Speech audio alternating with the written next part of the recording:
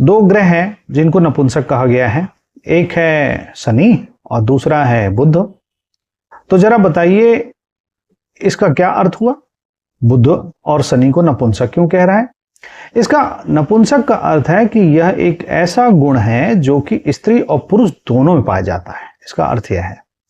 तो यह जो नक्षत्र है मृगशिरा नक्षत्र, इसके गुण स्त्री और पुरुष दोनों में समान रूप से कार्य कर रहे हैं, समान रूप से लागू हो रहे हैं। इसको इस प्रकार से समझा जाएगा।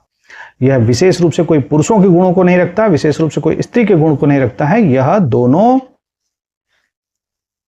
जेंडर के लिए समान है। उदाहरण स्वरूप जैसे मैंने आपको बताया कि बुद्धि, तो बुद्धिमान कोई स्त्री भी हो सकती है और बुद्धिमान कोई पुरुष भी हो सकता है। आप ये तो नहीं कह सकते कि बुद्धिमान सिर्फ स्त्री ही होगी या बुद्धिमान सिर्फ पुरुष ही होगा। तो बुद्धि का गुण जो है वह स्त्री पुरुष के भेद से पृथक है।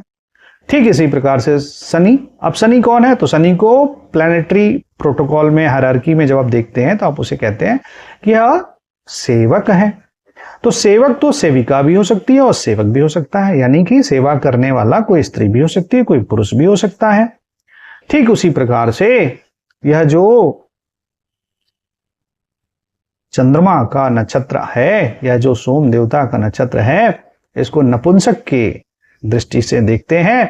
अर्थात अब इसी चंद्रमा को देखिए, यह चंद्रमा नक्षत्रों के लिए तो राजा बन जाता है, और जब सूर्य की बात आती है, सूर्य के चंद्र के साथ जब हम इसको जोड़ते हैं तो यह स्त्री बन जाता है।